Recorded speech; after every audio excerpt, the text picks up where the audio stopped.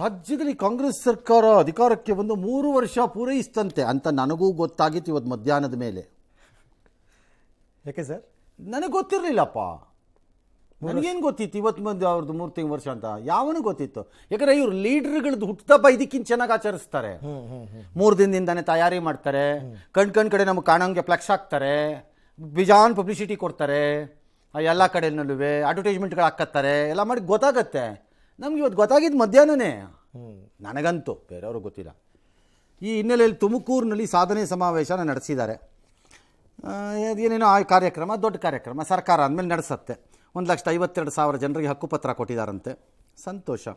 684 ಕೋಟಿದು ವಿವಿಧ ಕಾಮಗಾರಿಗಳ ಶಂಕುಸ್ಥಾಪನೆಯನ್ನು ಮಾಡಿದ್ದಾರೆ. ಶಂಕುಸ್ಥಾಪನೆ ಓಕೆ, ಫಿನಾನ್ಷಿಯಲ್ ಕ್ಲಿಯರೆನ್ಸ್ ಇದೆಯಾ ಹೇಳಿ, ಆ ಯೋಜನೆಗಳ ಹೆಸರು ಅದು ಕೊಟ್ಟರೆ ನಾನು ಅದನ್ನು ನಂಬ್ತೀನಿ, ಇಲ್ಲಿ ನಾನು ನಂಬಲ್ಲ. ಯಾವ ಸರ್ಕಾರ ಮಾಡಿದ್ರು ಇದೇ ಹಣೆ ಬರಹ. ಶಂಕುಸ್ಥಾಪನೆ ಮಾಡಿಬಿಡೋದು ಏನ್ರಿ ಒಂದೇ ಸರಿ ಶಂಕುಸ್ಥಾಪನೆ. ಕೆಲವು ಕಡೆ ಚೀಫ್ ಮಿನಿಸ್ಟರ್ಗಳು ಮಾಡಿರೋದನ್ನ 60-65 ಕಲ್ಲಿಗೆ ಬಟ್ಟೆ ಎಳೆದಿರೋದು ನೋಡಿದ್ದೀನಿ. ಒಂದೇ ಡಯಾಸಲ್ಲಿ, ಒಂದೇ ವೇದಿಕೆಯಲ್ಲಿ 50-60 ಕಲ್ಲುಗಳಿಗೆ ಬಟ್ಟೆ ಎಳೆದಿರೋದು ನೋಡಿದ್ದೀನಿ. ಓಕೆ, ಸರಿ. ಹಂಗಾಗಿ ಸಿದ್ದರಾಮಯ್ಯನವರು ಮಾತಾಡಿ ಗ್ಯಾರಂಟಿಗಳು ದೇಶಕ್ಕೆ ಮಾದರಿ ಅಂತಂದರು. ಮಾದರಿನೋ ಗಿದ್ರಿನೋ ನಂಗೆ ಗೊತ್ತಿಲ್ಲ ಸರ್, ಬಟ್ ಮಾದರಿ ಆಗಿದ್ದಿದ್ರೆ ಈಗ BMTC KSRTC ಯಾಕೆ ದುಡ್ಡು ಉಳಿಸಿದ್ರಿ? ಅದ್ಯಾಕೆ ದುಡ್ಡು ಉಳಿಸಿದ್ರಿ? ಕೊಟ್ಬಿಡಿ ಹತ್ತ ಕಡೆಗೆ. ಏನೋ ನಿಮ್ಮ ದೃಷ್ಟಿನಲ್ಲಿ ಇರಬಹುದು. ದೇಶದಲ್ಲಿ ದಿನಬಳಕೆ ವಸ್ತುಗಳ ಏರಿಕೆಗೆ ಮೋದಿನೇ ಕಾರಣ. ಮೋದಿ ಒಬ್ಬರೇ ಅಲ್ಲ, ಮೋದಿನೂ ನೀವೂ. ನೀವೇನು ಹರಿಶ್ಚಂದ್ರ ಟೈಪ್ ಎಲ್ಲದರಲ್ಲೂ ಕ್ಲೀನು ಶುದ್ಧ ಹಸ್ತ ಅಂತೇನಲ್ಲ, ಅದು ಪಳಪಳ ಅಂತಿಂತ ನೀವು ಕಾರಣ, ಇಬ್ಬರದು ಪಾತ್ರ, ಅವರೂ ಕಾರಣ ಅಷ್ಟೇ ಅಂತ ಹೇಳಿದ್ರು. ಇನ್ನು DCM ಅವರು ಏಕಾತ ಪರಿವರ್ತನೆಗೆ ಹಣ ಕೊಡಬೇಡಿ ಅಂತ ಕುಮಾರಸ್ವಾಮಿ ಹೇಳಿದ್ದಕ್ಕೆ ವಾಗ್ದಾಳಿದೆ. ಅವ್ರು ವೀರಾನೂ ಅಲ್ಲ ಶೂರಾನೂ ಅಲ್ಲ ಅಂತ, ರಿಯಲ್ ಎಸ್ಟೇಟ್ ಅವ್ರ ಕುಟುಂಬನೇ ಮಾಡ್ತಿರೋದು, ನಾವಲ್ಲ. ಚರ್ಚೆಗೆ ಬರಲಿ ಅಂದರು. ಅದು ಎಂದಿನಂತೆ ಮಾಮೂಲಿ, ಚರ್ಚೆಗೆ ಬರಲಿ, ಯಾವ ಟಿವಿಗಾರು ಬರಲಿ, ಯಾರು ಸೆಟ್ ಮಾಡಿ ಅಂತಂದು. ಇದನ್ನು ಕೇಳಿ ಕೇಳಿ ಕೇಳಿ ನಮಗೆ ವಯಸ್ಸಾಗೋಯ್ತು, ವಯಸ್ಸೇ ಆಗೋಯ್ತು. ಅವ್ರು ಇನ್ನೂ CM ಆಗಿಲ್ಲ, ಇವರು ಹೇಳಿ ಹೇಳಿ ಹೇಳಿ ಇನ್ನೂ CM ಆಗಿಲ್ಲ. ನಮಗೆ ಕೇಳಿ ಕೇಳಿ ಕೇಳಿ ವಯಸ್ಸಾಗೋಯ್ತು. ಏನು ನಾವಿಬ್ಬರು ಹಿಂಗೆ ಕಳೆದು ಬಿಡ್ತೀವೋ DK ಸಾಹೇಬ್ರೆ ಮತ್ತು ನಾವು? ನನಗೆ ವಯಸ್ಸಾಗ್ತಾ ಇರುತ್ತೆ, ನೀವು CM ಆಗಂಗೇ ಇಲ್ಲ, ಹಿಂಗೆ ಆಗ್ಬಿಡುತ್ತೋ? ನೋಡಿದ್ರೆ ಒಳ್ಳೆ ಶಬರಿ ಕತೆ ಆಗೋಯ್ತಲ್ರಿ ನಿಮ್ಮದು DCM ಕತೆ. ನಂಗೆ ತಾಳ್ಮೆ ಇದೆ ಅಂತಾರೆ ಸರ್. ತಾಳ್ಮೆ, ಶಬರಿಗೂ ತಾಳ್ಮೆ ಇತ್ತಪ್ಪ. ಏನು ಶಬರಿಗೆ ತಾಳ್ಮೆ ಇರಲಿಲ್ವಾ? ಹೌದು, ಸ್ವಲ್ಪ ವರ್ಷಕ್ಕಾದ್ಲ ಮೇಡ ಅವರು. ಎಸ್, ಏನು ಮಾತಾಡಿದ್ದಾರೆ ನೋಡ್ಬೋದು. ಭಾರತೀಯ ಜನತಾ ಪಕ್ಷದ ರೀತಿಯಲ್ಲಿ ದ್ವೇಷವನ್ನ ಹಚ್ಚಿ, ಬೆಂಕಿ ಹಚ್ಚಿ, ಹಿಂದೂ ಮುಸ್ಲಿಂ ಗಲಾಟೆಯನ್ನು ಮಾಡಿಸಿ ಅಧಿಕಾರಕ್ಕೆ ಬಂದಿದ್ದಾರೆ. ನರೇಂದ್ರ ಮೋದಿ ಅವರು ಸುಮಾರು 12 ವರ್ಷಗಳ ಕಾಲ ಗುಜರಾತ್ನ ಮುಖ್ಯಮಂತ್ರಿ ಆಗಿದ್ರು.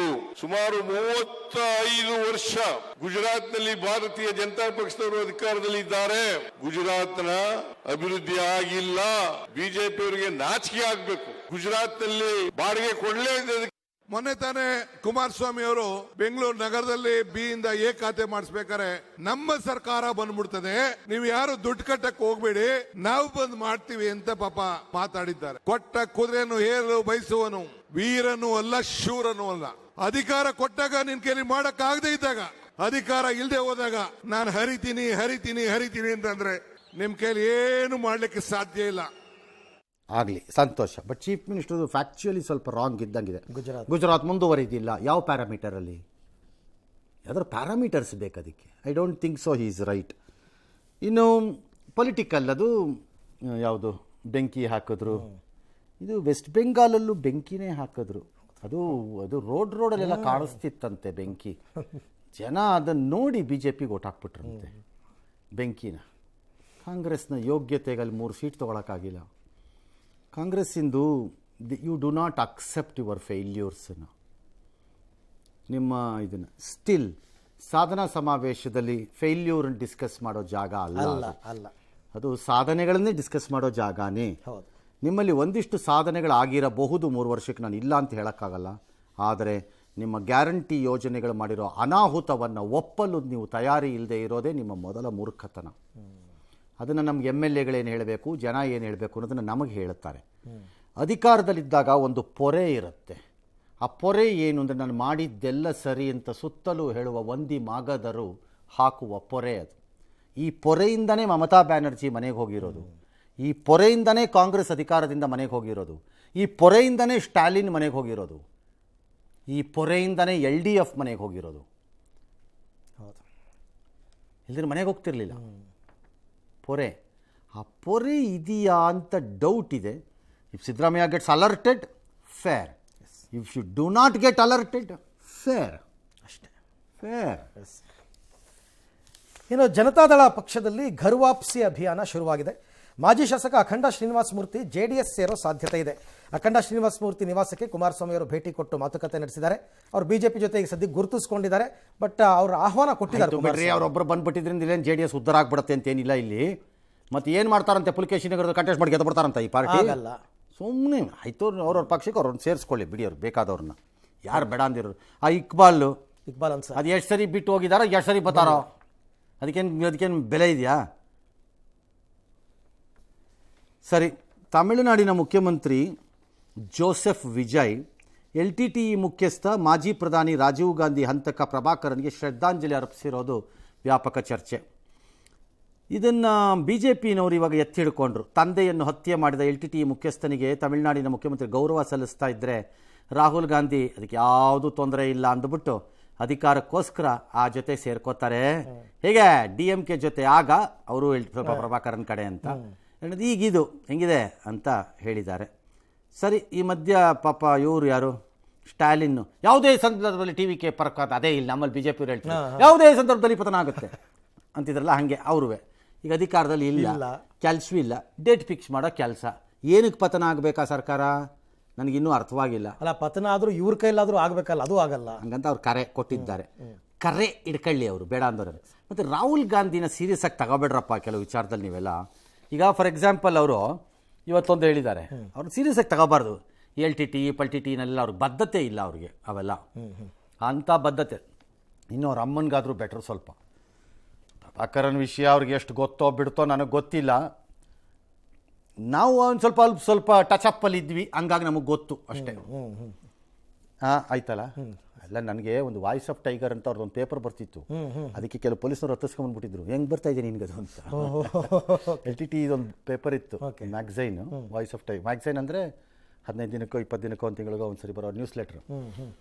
ಸರಿ, ಈಗ ಹೇಳ್ತೀನಿ. ಈಗ ನೋಡಿ ಅವ್ರು ಏನು ಹೇಳ್ತಾರೆ, ಮೋದಿ ವಿದೇಶಕ್ಕೆ ಹೋಗಿದ್ದಾರೆ, ಏನಿದು ಅಂತ.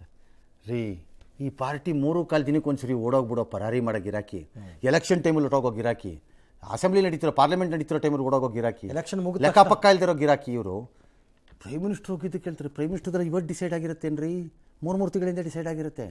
ನಂಬರ್ 1. ನಂಬರ್ 2, ಹೋದ್ರೆ ಯಾವ 4 ಅಗ್ರಿಮೆಂಟ್ಗಾರು ಸೈನ್ ಹಾಕ್ಬಿಟ್ಟು ಬರ್ತಾರೆ ಪಾರ್ಟಿಗಳು. ನೀವು ಹೋದ್ರು ಅಷ್ಟೇ, ನಾಳೆ ಹೌದು ನೀವು ಹೋದ್ರೇನ್ರಿ ವೇಸ್ಟ್, ಚಡ್ಡಿ ಹಾಕೊಂಡು ಸ್ಕೂಟ್ರಲ್ಲಿ ಹೋಗ್ಬೇಕಷ್ಟೇ. ಯಾವುದೋ ಒಂದು ಫೋಟೋ ಬಂದಿತ್ತಪ್ಪ ಅಷ್ಟೇ. ಈ ರಾಹುಲ್ ಗಾಂಧಿ ಅದು ಏನಪ್ಪ ನನಗೆ ಅರ್ಥವೇ ಆಗಲ್ಲ. ಆಯ್ತು ಬಿಡಿ, ನಮ್ಗೆ ಯಾಕೆ ಅರ್ಥ ಆಗಬೇಕು first of all. Okay. Iran ಮೇಲೆ ಆಯೋಜಿಸಲಾಗಿದ್ದ ಸೇನಾ ದಾಳಿಯನ್ನು ತಾತ್ಕಾಲಿಕವಾಗಿ ಮುಂದೂಡಲಾಗಿದೆ ಅಂತ ಅಮೆರಿಕ ಅಧ್ಯಕ್ಷ ಡೊನಾಲ್ಡ್ ಟ್ರಂಪ್ ಹೇಳಿದ್ದಾರೆ. ನಿನ್ನೆ ಟ್ರಂಪ್ ಇರಾನ್ ಒಪ್ಪಂದಕ್ಕೆ ಬರದೇ ಇದ್ರೆ ಯುದ್ಧ ಆರಂಭ ಆಗಬಹುದು ಅಂತೆಲ್ಲ ಪೋಸ್ಟ್ ಮಾಡಿಬಿಟ್ಟು ಎಚ್ಚರಿಕೆ ಕೊಟ್ಟಿದ್ದರು. ಕತಾರ್, ಸೌದಿ ಅರೇಬಿಯಾ ಮತ್ತು ಯುನೈಟೆಡ್ ಅರಬ್ ಎಮಿರೇಟ್ಸ್ ನಾಯಕರ ಮನವಿಯ ಮೇರೆಗೆ ಯೋಜಿತ ದಾಳಿಯನ್ನು ಕೈಬಿಟ್ಟಿರುವುದಾಗಿ ಟ್ರಂಪ್ ತಮ್ಮ ಸಾಮಾಜಿಕ ಜಾಲತಾಣ ಪೋಸ್ಟ್ನಲ್ಲಿ ಹೇಳ್ಕೊಂಡಿದ್ದಾರೆ. ಈ ನಡುವೆ ನೆತನ್ಯಾಹು ಮತ್ತು ಟ್ರಂಪ್ ಹತ್ಯೆಗೆ ಸ್ಕೆಚ್ ಅಂತೆ $58 ಮಿಲಿಯನ್ ಬಹುಮಾನ ನೀಡುತ್ತಾರೆ. ಆಯ್ತು, ಹೊಡ್ಕೊಳ್ಳಿ ಬಿಡಿ. ಸರಿ, ಈ ಬೆಳಗಾಮಲ್ಲಿ ಒಂದು 4,000 ಕೋಟಿ ಪ್ರಕರಣ ತನಿಖೆ ಹೇಳ್ತಾರಲ್ಲ ಇವರು. CID ನಮ್ಮ ಅಧಿಕಾರಿಗಳು ಒಂದು ಕಂಡುಹಿಡಿದಿದ್ದಾರೆ. 15 ಬ್ಯಾಂಕ್ ಅಕೌಂಟ್ ಅಂತೆ. ಅದೇನು ಸಹಕಾರಿ ಬ್ಯಾಂಕಾ ನ್ಯಾಷನಲ್ ಬ್ಯಾಂಕಾ ಅರ್ಥ ಆಗ್ತಿಲ್ಲ. ಎರಡೂ ಇದೆ ಸರ್. ಓಕೆ. ಅದರಲ್ಲಿ ಒಂದೊಂದು ಅಕೌಂಟಲ್ಲಿ 100 ಕೋಟಿ, ಒಂದಲ್ಲಿ 80, ಒಂದಲ್ಲಿ 50, ಒಂದಲ್ಲಿ 20 ಹಿಂಗೆ ದುಡ್ಡಿದೆಯಂತೆ. ಯಾವನಿಗೂ ಗೊತ್ತಿಲ್ಲ ಅಂತಾರೆ ಇದನ್ನು. ಯಾರಿಗೂ ಯಾಕೆ ಈ ದುಡ್ಡು ಹಿಂಗೆ ಮೂವ್ ಆಗ್ತಾ ಇದೆ ಗೊತ್ತಿಲ್ಲ. ಈಗ ನೋಟಿಸ್ ಕೊಟ್ಟಿದ್ದಾರೆ ಬ್ಯಾಂಕ್, ಹೆಂಗೆ ಮೂವ್ ಆಯ್ತು ದುಡ್ಡು, ಎಲ್ಲಿಂದ ಬಂತು, ಇದು ಟ್ಯಾಕ್ಸ್ ಪೇಮೆಂಟ್ಗಳೇನು? IT ಅವರಿಗೆ ಅದನ್ನು ಹೇಳಬೇಕಲ್ಲ ಸರ್. ಯಾರು ಹೇಳಬೇಕು? IT ಅವ್ರು ಹೇಳಬೇಕಲ್ಲ. EDನವರು ನೋಡ್ಬೇಕಲ್ಲ. ನೋಡಿಪ್ಪ, EDನವರು ಅಂದ್ರೆ ಏನಪ್ಪ? ಕ್ರಮ ಹಣ ವರ್ಗಾವಣೆ ಅಲ್ರಿ ರೀ, ಇವ್ರು ಯಾರ್ರಿ? ಭಾರತ ಎಂದೂ ಹಾರಿಸದ, ಬಾಹ್ಯಾಕಾಶಕ್ಕೆ ಹೋಗದ ಸ್ಯಾಟಲೈಟ್ ರೂಪದಲ್ಲಿ ಗ್ರೌಂಡಲ್ಲೇ ವರ್ಕ್ ಮಾಡೋರು ಎಲ್ಲಾನು ಕಂಡಿಡಿದ್ರು. ಯಾರು? ED ಅಂದರೆ ಅದು. ಅವ್ರಿಗೇನು ಕಾಣುತ್ತೆ? ಸಿದ್ದರಾಮಯ್ಯನವರು ಹೆಂಡತಿದು 16ನೇ ಮೇಯ್ನು 11ನೇ ಕ್ರಾಸು ಸೈಟ್ 3ನೇ ಸೈಟ್ ಕಾಣುತ್ತೆ. ಇದು ಕಾಣಲ್ಲ. ನಿಮ್ಮ ಯೋಗ್ಯತೆಗೆ ಇದು ಕಾಣಲಿಲ್ವಾ? This is the system of ಫಿನಾನ್ಸಾ? ಬೇರೆಯವನು ಒಂದು 10 ಕೋಟಿ 4 ಕೋಟಿ 3 ಕೋಟಿ ಇದು ಪ್ರಾಪರ್ಟಿ ರಿಜಿಸ್ಟರ್ ಮಾಡಿದ್ರೆ ಇನ್ಕಮ್ ಟ್ಯಾಕ್ಸ್ ಪೇಪರ್ ಕಳಿಸ್ತೀರಿ, ಹತ್ಕೊಂಡ್ಬರ್ತೀರಿ ಬೆನ್ನನ್ನು ಪಿಚಾಚಿಗಳ ಥರ. ಇದು somebody should be held accountable. ನನ್ನ ಪ್ರಕಾರ COD ಮಸ್ಟ್ ಅರೆಸ್ಟ್ ದೆಮ್. ಅವ್ನು ಯಾವನು ಇನ್ವಾಲ್ವ್ ಆಗಿದ್ದಾನೋ ಆಫೀಸರ್ಗಳು ಅವನ್ನ. ಎಸ್, ಪಶ್ಚಿಮ ಬಂಗಾಳದ ಫಾಲ್ಟಾ ವಿಧಾನಸಭಾ ಕ್ಷೇತ್ರದ ಚುನಾವಣೆಗೆ ಒಂದು ಟ್ವಿಸ್ಟು. ಅಲ್ಲಿ ಅವನು ಜಹಾಂಗೀರ್ ಖಾನ್ ಅನ್ನುವಂತಹ ಪ್ರಭೂತಿ ಘನತೆವೆತ್ತ ನಾಯಕ. ಮಮತಾ ಬ್ಯಾನರ್ಜಿ ಬಿಟ್ಟ ತಕ್ಷಣ ಅವನೇ ಅನ್ಕೊಳ್ಳಿ ನೆಕ್ಸ್ಟ್ ಆಗ್ಬೇಕಾರೆ ಅವನ ಗಿರಾಕಿ ಗೂಂಡಾಗಳೆಲ್ಲ. ಈಗ ನಾನು ನಾಮಿನೇಷನಿಂದ ಹಿಂದಕ್ಕೆ ಹೋಗ್ಬಿಡ್ತೀನಪ್ಪ, ನಂಗೆ ಬಿಡವೇ ಬೇಡ ಎಲೆಕ್ಷನ್. ಯಾಕೆ ಕಾಪಾಳಕ್ಕೆ ಕೊಡ್ದು ಕೈಮಾ ಮಾಡಿಬಿಡ್ತಿದ್ರು ಈ ಸರಿಯಲ್ಲಿ. ಅವನ ಭಾಷೆಯಲ್ಲಿ ಅವನಿಗೆ ಹೇಳ್ತೀನಿ, ಯಾಕಂದರೆ ಇವನು ಬುರುಡೆ ಬಿಟ್ಟಿದ್ದ. ಇವರೆಲ್ಲ ಮಮತಾ ಬ್ಯಾನರ್ಜಿಗೆ ಪೊರೆ ಹಾಕಿದವ್ರು ಇವರೇ.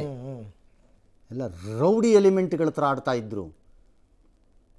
ಈಗ ನನಗೆ ಬೇಡಪ್ಪ, ನನಗೆ ಎಲೆಕ್ಷನೇ ಬೇಡ ಅಂತ. ಯಾಕಪ್ಪ, ಅದೇನೋ ಬುರುಡೆ ಬಿಟ್ಟಿದ್ದೆ. ಡೆಲ್ಲಿನಲ್ಲಿ ಸ್ಟ್ರಾಂಗೆಸ್ಟ್ ಫೆಲೋ ಯಾರೋ ಅವನನ್ನು ಕರ್ಕೊಂಬನಿ ನನ್ನ ಫಾಲ್ಟಾಗೆ. ಖೇಲ್ ಅಭಿ ಶುರು ಹೋಗಯ್ಯ ಅಂತ ಬಿಟ್ಟಿದ್ನ ಅಲ್ಲಪ್ಪ ಡೈಲಾಗನ. ಈಗ ಯಾಕೆ ಓಡಿದ್ದು? ಇಷ್ಟೇ. ಇವರೆಲ್ಲ ಹೆಂಗೆ ಗೊತ್ತಾ, ಗುಂಡಿ ಬಿಚ್ಕೊಂಡು ಎದೆ ತೋರಿಸ್ತಾರೆ, ತಲೆ ಬಗ್ಸಿದ್ರೆ ಮುಂದಕ್ಕೆ ಬರ್ತಾರೆ. ಒಂದು ಫೈಡ್ ಅಂತ ಬಿಟ್ಟರೆ ವಾಪಸ್ ಗುಂಡಿ ಹಾಕೊಂಡು ವಾಪಸ್ ಹೋಯ್ತಾರೆ. ಎಸ್, ರಸ್ತೆಗಳಿರೋದು ಜನರ ಓಡಾಟಕ್ಕೆ ಹೊರತು ನಮಾಜ್ಗಲ್ಲ. ಪ್ರಾರ್ಥನೆಗಳನ್ನು ನಿಗದಿತ ಪ್ರಾರ್ಥನಾ ಸ್ಥಳದಲ್ಲಿ ಮಾಡಿ ಸಾಧ್ಯ ಆಗದೇ ಇದ್ದರೆ ಜನಸಂಖ್ಯೆ ನಿಯಂತ್ರಿಸಿ ಅಂತ ಉತ್ತರ ಪ್ರದೇಶ CM ಯೋಗಿ ಆದಿತ್ಯನಾಥ್ ಹೇಳಿದರು. ಅದಕ್ಕೆ ಈಗ ಅಖಿಲೇಶ್ ಯಾದವ್ ವಾಗ್ದಾಳಿ. ರಸ್ತೆಗಳಲ್ಲಿ ನಮಾಜ್ ಮಾಡ್ತಿರೋರು ಯಾರು? ಸ್ಥಳಾವಕಾಶ ಕೊರತೆ ಇದ್ದರೆ ಸಮಸ್ಯೆ ಏನು ಅಂತ ಪ್ರಶ್ನೆ ಮಾಡಿ. ನಮ್ಮ ಮನೆಯಲ್ಲಿ ಸ್ಥಳ ಇಲ್ಲ, ನಾಳೆ ಬಂದ್ಬಿಟ್ಟು ಮನೆ ಕಟ್ಟಲ ರೋಡಲ್ಲಿ? ನಮ್ಮ ಮನೆಯಲ್ಲಿ ಸ್ಥಳ ಇಲ್ಲ, ನಾಳೆ ನಾವೆಲ್ಲ ಚೌಲ್ಟ್ರಿಗೆ ದುಡ್ಡು ಕೊಡೋಕ್ಕಾಗಲ್ಲ. ನಾವು ಮದುವೆ ಎಲ್ಲ ರೋಡಲ್ಲೇ ಮಾಡೋಣ, ಇನ್ಮೇಲಿಂದ ರೋಡಲ್ಲಿ ಹಾಕ್ಬಿಡ್ತೀವಿ, ಎಲ್ಲ ಮೇನ್ ರೋಡಲ್ಲೂ ಹಾಕೋತೀವಿ. ಹಿಂಗಾಗಬಾರ್ದು. ರೋಡ್ ವೈಡ್ನಿಂಗ್ ಮಾಡ್ಕೊಡಿ ಅಂತ ಹೇಳಿ. ರೋಡ್ ವೈಡ್ನಿಂಗ್ ನಮಾಜಿಗೆ ಮಾಡೋಕ್ಕಾಗಲ್ಲ ರೀ. ಯಾವನೊಬ್ಬ ಹೇಳ್ಬಿಟ್ಟ ಅಂತಂದ್ರೆ ಇಲ್ಲಿ ಹಂಗಾಗಲ್ಲ, ಹಂಗೆ ಮಾಡಬಾರ್ದು. The community should find an answer to it. It's not government should to find an answer. ಅದಕ್ಕೆ ಕಮ್ಯುನಿಟಿ ಅದಕ್ಕೊಂದು ಆನ್ಸರ್ ಫೈಂಡ್ ಔಟ್ ಮಾಡ್ಕೋಬೇಕು. ಹೇಗೆ ಅನ್ನೋದನ್ನು ಯೋಚನೆ ಮಾಡಬೇಕು. ಅಮೆರಿಕದಲ್ಲಿ ಕ್ರಿಮಿನಲ್ ಆರೋಪ ಹೊತ್ತಿದ್ದ ಗೌತಮ್ ಅದಾನಿ ಮತ್ತು ಉದ್ಯಮಿ ಅವ್ರ ಸೋದರಳಿಯ ಸಾಗರ್ಗೆ ಎಲ್ಲ ರಿಲೀಫ್ ಸಿಕ್ತು. ಯಾಕಂದರೆ ಅಲ್ಲಿಯ ಫೆಡ್ರಲ್ ಇದು justice department, DOJ department of justice, okay ಮರ್ತೋಯ್ತು ಸಡನ್ಲಿ ನನಗೆ, DOJ ಎಲ್ಲ ಚಾರ್ಜಸ್ಸನ್ನು ಡ್ರಾಪ್ ಮಾಡಿದೆ ಕ್ರಿಮಿನಲ್ ಲಯಬಿಲಿಟಿ ಸೈಡಿ. ಸಿವಿಲ್ ಸೈಡಲ್ಲಿ ಏನೋ ಒಂದು ಸಣ್ಣ ಸೆಟ್ಲ್ಮೆಂಟ್ ಮಾಡ್ಕೊಂಡಂಗಿದೆ ಅದರಲ್ಲಿ. This is a regular process ಅಮೆರಿಕಾನಲ್ಲಿ. ಕ್ರಿಮಿನಲ್ ಲಯಬಿಲಿಟೀಸನ್ನು ಬಿಟ್ಬಿಟ್ಟಿರ್ತಾರೆ, ಸಿವಿಲ್ ಸೆಟ್ಲ್ಮೆಂಟ್ಸನ್ನು ಸೆಟ್ಲ್ ಮಾಡ್ಕೊಂಡ್ಬಿಡ್ತಾರೆ ಕೋರ್ಟಲ್ಲಿ. ಅದಂಗೆ ನಡೆಯುತ್ತೆ, ವೆರಿ ರೆಗ್ಯುಲರ್ ಅಮೆರಿಕಾಲದು. ಎಲ್ಲನೂ ಹಿಂದಕ್ಕೆ ಹೋಗಿದೆ. ಇದರ ಪರಿಣಾಮ ಏನಂದರೆ ಈಗ ಅದಾನಿ ಗ್ರೂಪ್ ಬೇಕಾದ್ರೆ ಇನ್ವೆಸ್ಟ್ ಮಾಡ್ಬೋದು US ಅಲ್ಲಿ ದುಡ್ಡನ್ನು. ಎಸ್, ಲೋಕಾಯುಕ್ತದವರು ಬೆಂಗಳೂರು, ಬೆಳಗಾವಿ ಸೇರಿದಂತೆ 8 ಕಡೆ ದಾಳಿ ಮಾಡಿದ್ದಾರೆ. ಬೆಳಗಾವಿ ಜಿಲ್ಲೆ ಕೊಳಚೆ ನಿರ್ಮೂಲನಾ ಮಂಡಳಿ ಇಲಾಖೆ ಅಧಿಕಾರಿಗಳಿಂದ ಅನುದಾನ ದುರ್ಬಳಕೆ ಆರೋಪ ಕೇಳಿಬಂದಿತ್ತು. ಸರ್ಕಾರದ ಅನುದಾನದಲ್ಲಿ 600 ಮನೆ ನಿರ್ಮಿಸಿದ್ದೇನೆ, 33 ಕೋಟಿ ಅನುದಾನದಲ್ಲಿ 23 ಕೋಟಿ ರೂಪಾಯಿ ಭ್ರಷ್ಟಾಚಾರ. ಅಯ್ಯೋ ಮಾಡಿಬಿಟ್ರಲ್ಲಪ್ಪ. ಏನು ಭ್ರಷ್ಟಾಚಾರ ಅಲ್ಲ, 23 ತೊಗೊಂಡ್ಬಿಟ್ರಲ್ಲಪ್ಪ. ಇನ್ನು 10 ಯಾಕ್ರಪ್ಪ ಯೂಸ್ ಮಾಡಿದ್ರಿ? ಏನಪ್ಪ ಹಿಂಗೆ ಮಾಡ್ತೀರಿ? 10 ಯಾಕಪ್ಪ ಯೂಸ್ ಮಾಡಿದ್ರಿ? 23 ಮಾತ್ರ ತೊಗೊಂಡಿದ್ದೀರಲ್ಲ. 33 ನುಂಗಾಕ್ಬೇಕಾಗಿತ್ತು. ನಾಚಿಕೆ ಆಗಲ್ವಾ? ಇದು ಜಮೀರ್ ಸಾಹೇಬ್ರಿಗೆ ಪಾಪ ಏನೂ ಅನಿಸಲ್ಲ. ಅದು ನಮ್ಮದು ಕೇರಳಾಗೆ ಹೋಗಿದ್ದೀವಿ ಅಂತಾರೆ, ಏನೂ ಅನಿಸಲ್ಲ. ಕಂಗ್ರ್ಯಾಚುಲೇಷನ್ಸ್ ಕಣ್ರಿ.